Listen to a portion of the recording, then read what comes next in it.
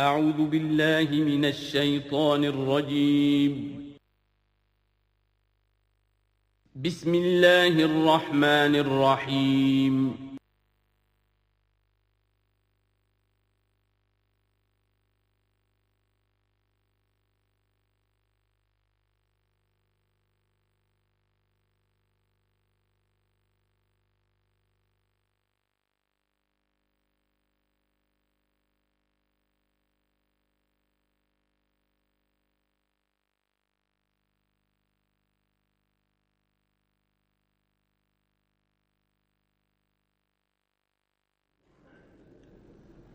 اما بعد فاعوذ باللہ من الشیطان الرجیم بسم اللہ الرحمن الرحیم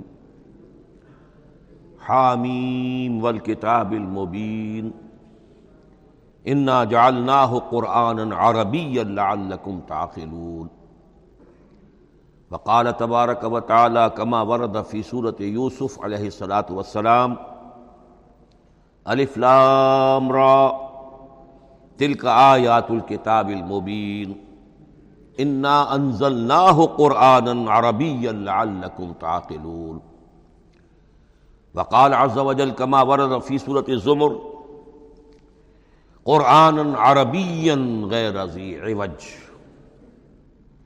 وقال جل وعلا كما ورد في اول سورة الكهف الحمد للہ الذی انزل على عبده الكتاب ولم يجعل له عوجا صدق اللہ العظیم رب اشرح لی صدری ویسر لی امری واحلل عقدۃ من لسانی یفقہوا قولی۔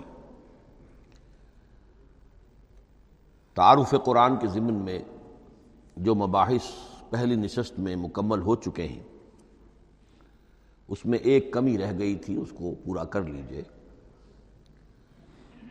قرآن مجید کی 2 آیات کے بارے میں یہ روایت موجود ہے صحیح مسلم میں حضرت عبداللہ ابن مسعود رضی اللہ تعالی عنہ سے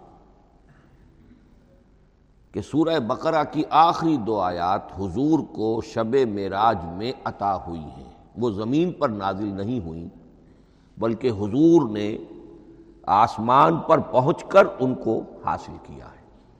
یہ امت کے لیے شب معراج کے تحفے کے طور پر یہ 2 آیتیں آمن الرسول بما انزل الیہ من ربہ والمؤمنون کل آمن باللہ وملائکتہ وکتبہ ورسلہ لا نفرق بین احد من رسلہ وقالوا سمعنا واطعنا غفرانک ربنا والیک المصیر۔ پھر آخری آیت جس میں طویل ترین دعا ہے۔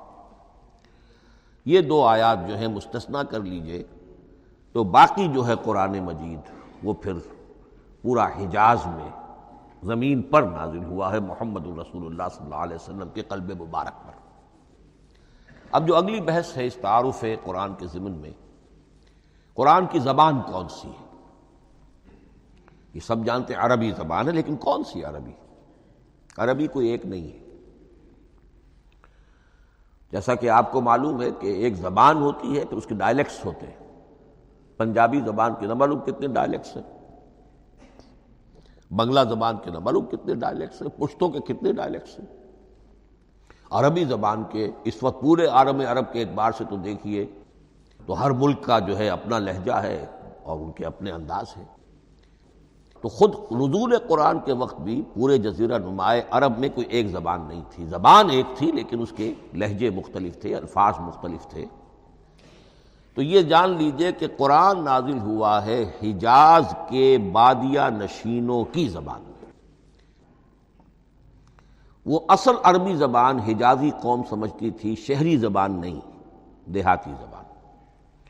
یعنی کہ شہروں میں دوسرے ملکوں کے لوگ آتے جاتے رہتے تھے، خاص طور پر مکہ مکرمہ جو ہے وہ تو چونکہ ایک بہت بڑا تجارتی مرکز تھا۔ لإلاف قریش ایلافہم رحلۃ الشتاء والصیف فلیعبدوا